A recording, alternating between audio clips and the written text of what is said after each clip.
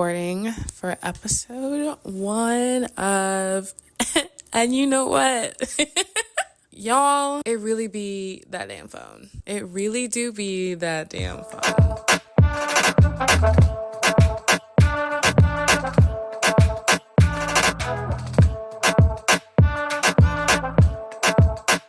Hi, everyone, and welcome to the first episode of And You Know What, where I discuss wherever I want because I literally can, and I want to talk my shit. I've been doing a social media detox, and I've been kind of doing this kind of on again, off again for the last few months. It's currently February that I'm recording this, and I deleted Instagram for the first time off my phone for a month back in October. I've been seeing a lot more people online talking about returning to screenless hobbies, reading more, social media detox, like replacing their screen time with other activities, not using their phones. You can say that I have been influenced by the internet to get off of it. So for myself, Instagram's deleted off my phone. TikTok is still on there, but I've hidden it and I have not had any urge to go to it, and I need to delete it given the new management and everything going on there, but we won't get into that today. But yeah, those are like my main sources of social media. Besides, what else? I haven't used Facebook in years. Snapchat deleted that years ago as well. I just remember it was like, I think it was like sometime during college. I probably used Snapchat the most peak freshman year of college, because when you're meeting people on campus, they're like, oh, like, you know, like, what's the way that we can connect that's not my phone number and maybe not my Instagram yet? And Snapchat was that perfect platform. But as I got older, the more I was just like, this feels kind of childlike for me, like it no longer serves me, because I'm just like, I just don't want it. And to this day, whenever I hear the Snapchat notification go off on someone's phone, I'm like, stop. Like, the most embarrassing thing is if a man ever asks you for your Snapchat, which I'm about to be 25, so if a grown-ass man was talking to me, and it's just like, let me get your Snapchat, I'd be like, first of all, I thought we were working full-time jobs. Secondly, no, it doesn't exist. And you know what else? I delete apps off my phone and I refuse to delete my accounts. I don't know why. Maybe I'm just like, it's not like I'm planning to go back to it. Theoretically, I could delete my Snapchat account. By now, I should delete the account. The account still exists. I don't know what really happens. Like, it's kind of just in the graveyard of Snapchat. Oh my gosh, and the ghost emoji, I'm one of the ghosts now. Goodbye. So like, that's a whole thing. Now with my Instagram, I feel like I'm kind of teetering to that point where I'm like, I could have Instagram possibly deleted from my phone for a year plus and not go back to it. But there's a couple things that keep me on Instagram.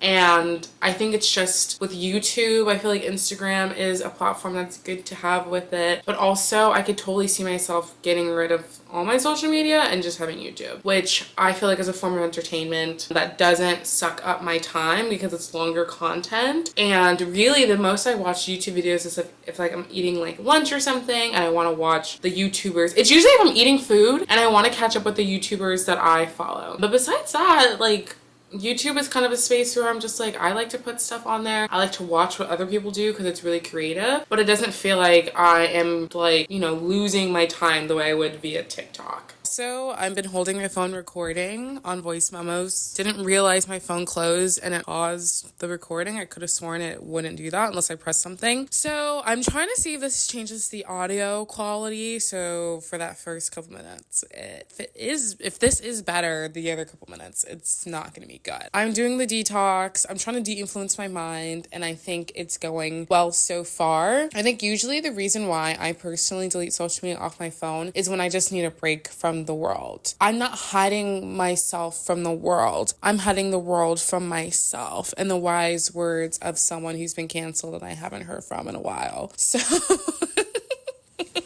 yeah, I think when I delete my social media, it's a reaction. In the last couple times I've deleted it, it's been a reaction. So back in October, I was going through it. I had a friend break up, which I was like, dang, did not expect that. But I was just like, I need a break from social media. I don't really want to look at what other people are doing. I kind of just want to be in my own little shell for a sec. So I went a month without social media, and then the election happened.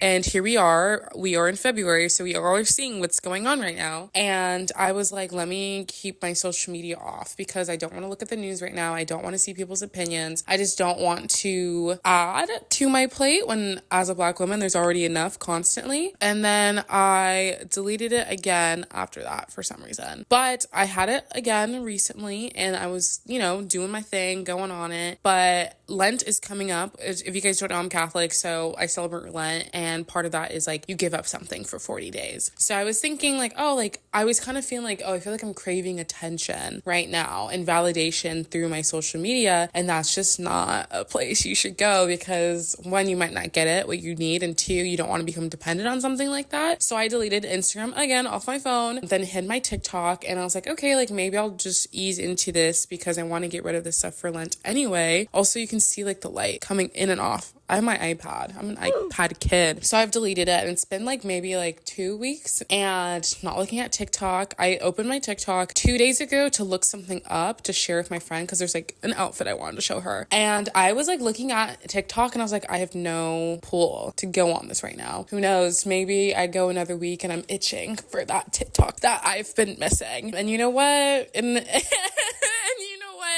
if it comes to that, I'm about to cut out this whole segment of my episode.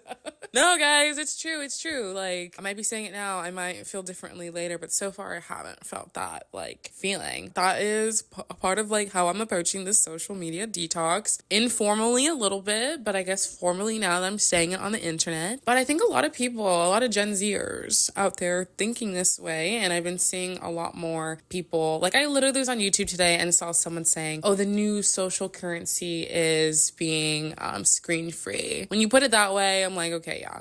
But I'm like, maybe we should try. And I think with that, social media, everything has their pros and cons. It really be that phone though, because comparison is really the thief of joy. Is that the quote? Comparison is really the thief of joy. I'll talk like Dr. Umar Johnson, say everything twice. I just feel like I'm at this age and everyone, I feel at this age now is on different paths because it's really just kind of your choices or your circumstances are going to lead you down a certain way. I think in high school and college, the people I followed on Instagram or things, I wasn't on TikTok until I got into grad school, but it's just any social media platform, there was still this feeling of FOMO when people were doing things and you were at home on a Friday night and you see people partying and stuff. It's oh dang, I wish I was out doing something. But I feel that feels a little different now where I'm an adult and there's a lot more things at stake, careers. People are getting married, people living in apartments, buying homes, buying new cars. People are doing really big things. And I feel when you're constantly seeing that, it can make you feel your timeline is not correct. I've seen myself do that where I'm comparing myself to others. I think I'm in a very privileged and blessed place where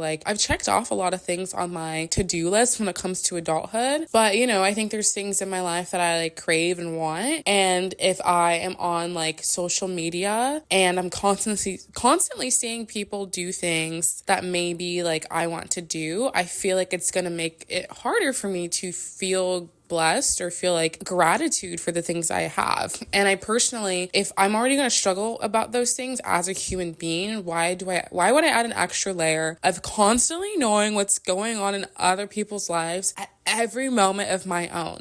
As Gen Zers, as people with the internet and social media, we are kind of low-key plagued with this constant information flow where it's I can't fully have peace when I see all this stuff all the time. It's information overload. The other side of that coin, it's it's so amazing we have all this information. We are so connected, in a way that we haven't been before, where I live in Washington State in the United States of America, and I could go on Instagram and see what someone in Australia is doing.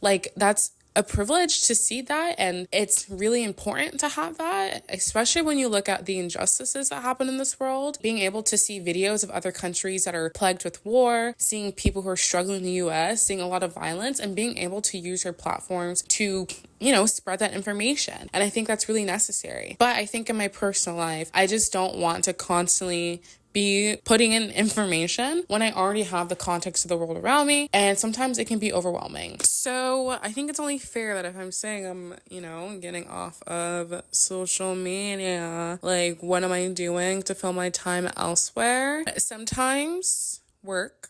Sometimes I have a little extra work to do that I will do like after hours, and I'll just do that. Not a ton of times I'm doing that, but sometimes that is something, honestly, that I have to do. But outside of that, I am getting back into weightlifting. I go to the gym in my apartment building, so that's been really convenient. I just go down the stairs and work out, and I'll do that after I get done recording this. But it was closed for a couple months for renovation, but it opened up recently, so I've been going back to there, getting back into my weightlifting routine. I want to get back into running. I want to get back to like my summer fitness where I was working out like 4 to 5 times during the work week, lifting weights, and then I was running once a week on the weekend. So I'm trying to get back into that, and I have plans to go back to my run club I go to this Sunday. I love to cook, so that's something that takes time. Also with YouTube, like that's a form of self-expression for me. So it takes a lot of time to record, to edit, and that's something I have to make time for, which really helps if I cut out social media. I've been pretty inconsistent with my schedule, I'm not gonna lie, because I've been trying to do a lot of other things outside of my apartment, working remotely. Like I'm staring at a screen all day, and sometimes I don't want to then spend hours editing on my laptop, but it's obviously something I want to prioritize, so it's something I have to do. I also journal a lot. I've been journaling a ton. I just am about to finish a journal I've had for the past year. Actually, I started it in February and I'm ending it in February, which I think is awesome. So I spent a lot of time doing that. You can see like the sticky notes on my laptop or on my PC little monitor thing. Started doing sticky notes and just really like writing, and it kind of helps me just like, you know, say stuff. I also hang out with my friends. I try to hang out with my friends, at least like 1-2 friends a week. And this can be looking at a screen. Tonight I'm going over to my friend's apartment where we have Love is Blind night, where we watch that show. I just do things with the people in my community. I've been going to play board games with another friend that we do like once a week, every other week, and that's a lot of fun. I also have a friend who we watch on Mondays. We like pick a TV show that we watch. And right now we're watching a K-drama. It's actually really good. It's called The Glory. I recommend. And then I'll just do other things with friends on the weekends, things that pop up, going to cafes, like all those things. And then I have like an ongoing to-do list as an adult that I push aside that's not work related. So like on Tuesday, I literally spent 3 hours going through my finances, recreating my budget for the year, month for month, making a plan for myself to track my weekly spending because it's something that I want to prioritize but wasn't making time for. And I had nothing else to do for the evening. So I said, well, I guess tonight's the night. So I did that. And then I go to like different events for different parts of things that I care about. I go to this book club where it's like a parallel play. I've talked about it before. I go to Bible studies, which I started doing more with my faith, trying to explore that more. I've also been volunteering. But yeah, like volunteering my time is something that I want to do more of because I have this free time. Like I want to give back to my community and be an active participant. And then like crocheting and stuff, like other small hobbies. That's how it's going for me currently. Who knows? Maybe I'll check in with you guys in a later episode, and everything I say in this, I'll be like, guys, it's not that damn phone for now. You know, I'm gonna say it is. And yeah, so thanks for watching. I feel like I'm at a point right now where I want to use my voice just to talk my shit. So that's what I did, and you know what? I liked it. So I'll see you guys in the next episode. Bye!